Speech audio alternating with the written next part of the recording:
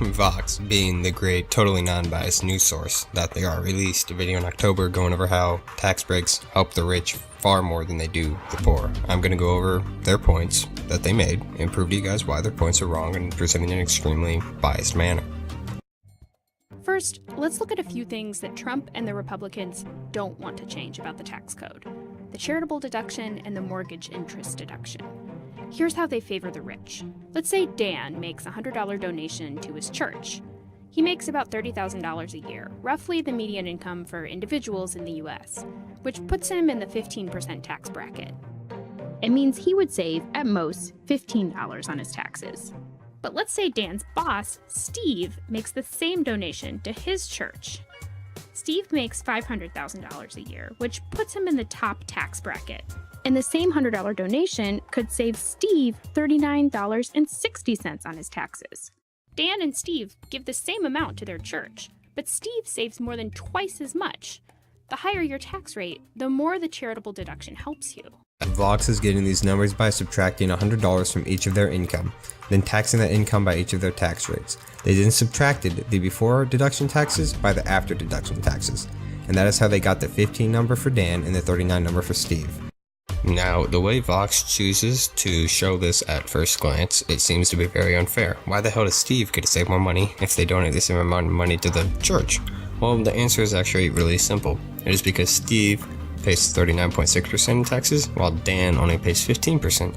So if we choose to look at this term 7% relative to the amount of income saved by these deductions, like Vox should have done, you can easily see that Dave saved 0.05% of his income, while Steve only saved 0.00792% of his income. That means Dan saved 630% or 6.3 times more than Steve did relative to their incomes. And if we look at how much they paid relative to the taxes that they paid, the numbers get even worse. Dan would save 0.33% in taxes, while Steve would only save 0.02%. That means Dan would save 1,650% or 16.5 times more in taxes than Steve did, because, you know, Vox, that's really fair. If we look past Vox's bias and actually look at these data in terms of percent, we can clearly see the massive imbalance between these two taxpayers, and how unfair it is not for Dan, but for Steve when it comes to paying their taxes. People making $100,000 or more account for about 57% of all the charitable contributions in the US, but they get 76% of the tax benefits. This deduction is also really expensive. The US spends $70 billion a year on it, more than 8 times what it spends on Head Start, the federally funded preschool program, and more than twice what it spends on Pell Grants for low-income students to go to college. Since it would cost the government $70 billion a year in revenue and roughly 57% of that money comes from incomes over $100,000, that means another 43% or roughly $30 billion a year comes from incomes under $100,000. By repealing this deduction, you would be essentially taking away $30 billion from roughly 78 million American households each year that make under $100,000 a year. Plus, there's all kinds of ways to bend the rules. Billionaire Mitchell Rales gets a tax break for donating his collection of modern art to a museum that he built right next door to his house, a museum that's only open for private tours. But the worst thing about the charitable deduction? There's not great evidence that it works. Turns out you don't need a tax break to encourage people to be generous to others. In the 1980s, the top tax rate for the richest people was 70%, and through a series of reforms, it dropped to 28%. And the Council on Foundations, is kind of the trade group for charities, said, oh my God, you do that, we're going to lose all our contributions. Guess what? No difference. People gave just as much with a much lower tax rate. Well, no shit. People gave just as much as before with a lower tax rate. One, because you did not take away the deduction, and as I showed you earlier, you actually benefit more from deductions if you are taxed less. Secondly, lower taxes give people more money, so then they would have more money to give to charities. Taking this bill away would more than likely hurt these charities. It's all just common sense and math. There's another tax deduction that's a boon for the wealthy. The mortgage interest deduction costs about $100 billion a year to the Treasury. We could use that money to treat wounded veterans, to build hospitals, to build highways, but instead we give it to rich homeowners. I just want to hit on this point here real quick. We would face the same issues as I mentioned before with the donation deduction. If we repealed this deduction, it would just end up hurting the lower and middle class just as much as it would hurt the upper class. Here's how it works. Let's say Dan buys a house for $100,000. He doesn't pay for that all at once. Each month, he writes a check to the bank for $1,000. Let's say $800 goes to paying for the house, and the bank keeps $200. That's interest. Dan writes 12 of these checks a year, so he pays $2,400 a year in interest. The mortgage interest deduction lets Dan subtract that interest from his taxable income, which could save him as much as $362. Nice, thinks Dan. That is, until he hears about Steve. Steve also buys a house for $100,000. He also writes a $1,000 check each month, paying $200 in interest. So after a year, Steve can also deduct the $2,400 from his taxable income. But that same deduction can save Steve more than $960, nearly 3 times as much as Dan for the exact same mortgage payments. It doesn't stop there. Steve can buy a second home, deduct the interest, and save even more. Or he can get a mortgage for his yacht, count it as a second home, and deduct the interest. Sorry, Dan, your fishing boat doesn't count. There are deductions everywhere. The money you lose from gambling? Deduct it. Fancy business dinners? Yep. Money you put in a retirement account? That too. You can even deduct the fees you pay an accountant to help you find more deductions. And while theoretically Dan could take advantage of these same deductions, the fact is people like Steve benefit a whole lot more. This is the same type of example they used earlier in the video with the donation deduction. While Steve may save 3 times as much cash-wise, Dan still saves 6.3 times as much relative to his income and 16.5 times as much relative to their taxes.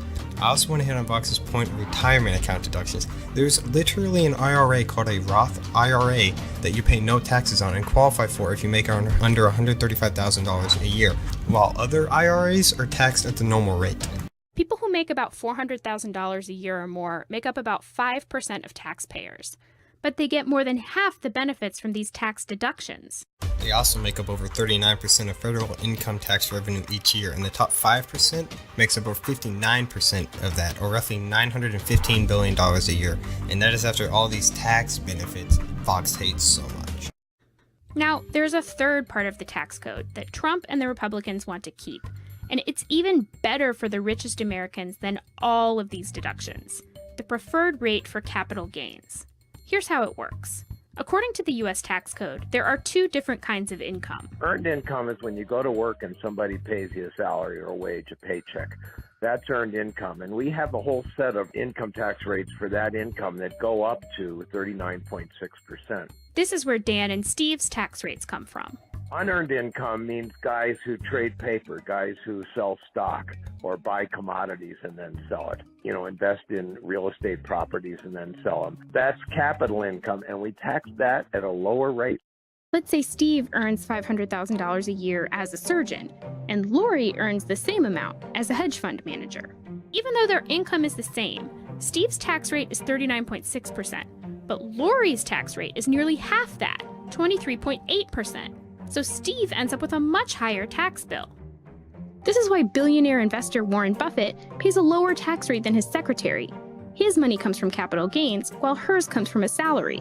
Debbie works just as hard as I do, and she pays at twice the rate I pay.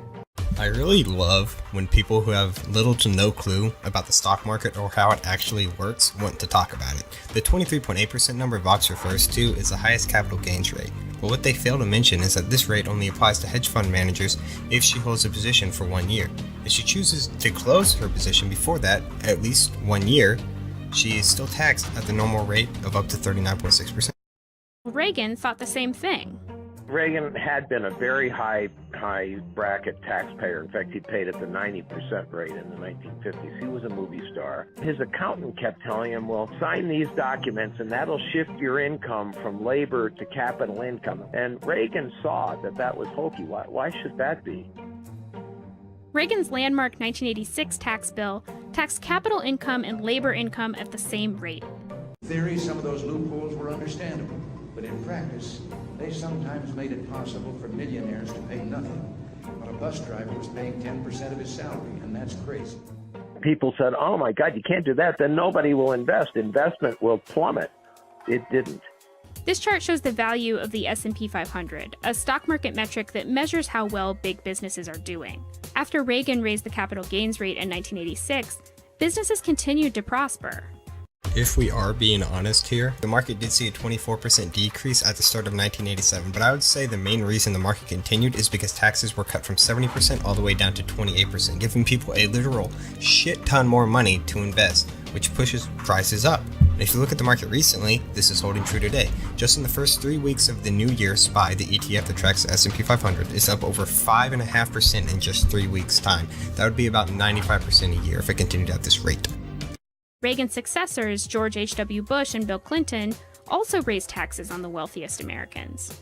And the 1990s saw America's longest period of consecutive economic growth ever. The 1990s was also the real start of the internet, which had a huge impact on just about everything, and it made it about 100 times easier for people to invest in the stock market.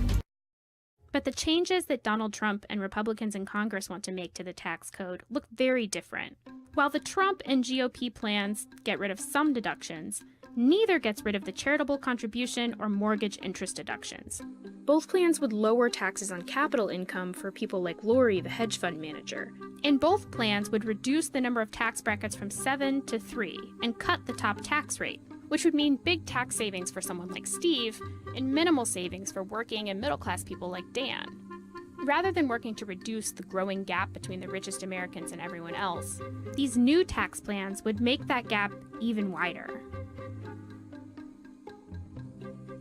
Here we are once again. Vox chose to present data in an extremely biased way to help push their narrative. If you guys liked the video, hit that like button. Thanks for watching.